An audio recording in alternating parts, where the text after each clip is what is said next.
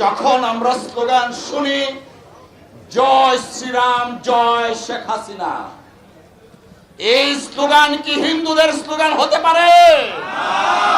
এই স্লোগান হচ্ছে আওয়ামী লীগের স্লোগান।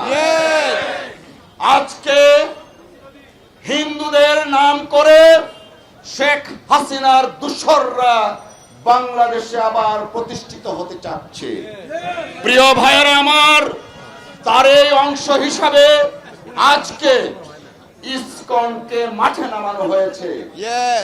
প্রিয় বন্ধুরা আমার, ইসকন যখন মাঠে নামে তখন আমরা দেখি পশ্চিমবঙ্গের বিজেপির নেতা শুভেন্দু সরকার অধিকারী ওখানে দাঁড়িয়ে লাফায়।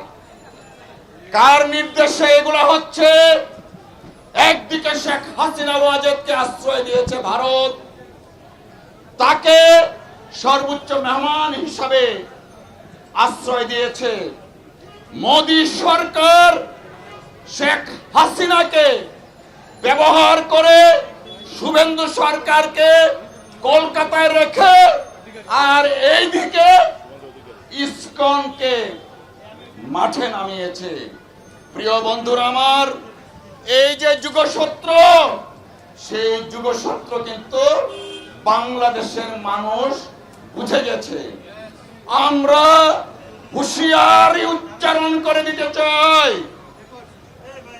রেজিমের যারা আছো, রেজিম প্রধান ভারতে পালিয়ে যেতে বাধ্য হয়েছে, তোমরা কিন্তু বঙ্গোপসাগরে আশ্রয় পাবো না। প্রিয় বন্ধুরা আমার, আইনজীবী সমাজের উদ্দেশ্যে আমি একটা কথা বলতে চাই।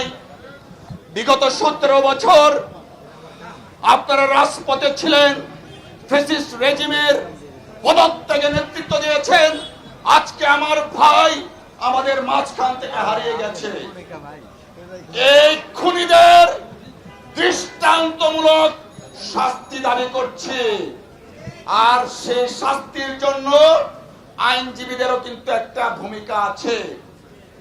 দুঃখজনক ভাবে অনেক আইনজীবী আছেন ফ্যাসিস্ট রেজিমের আসামি যারা, তাদের মামলা মোকদ্দমা করছেন। অফকোর্স আইনের অধিকার পাওয়ার প্রত্যেকের আছে, তাই বলে আমি আমার ন্যায় নীতি বিসর্জন দিব তা কিন্তু হতে পারে না।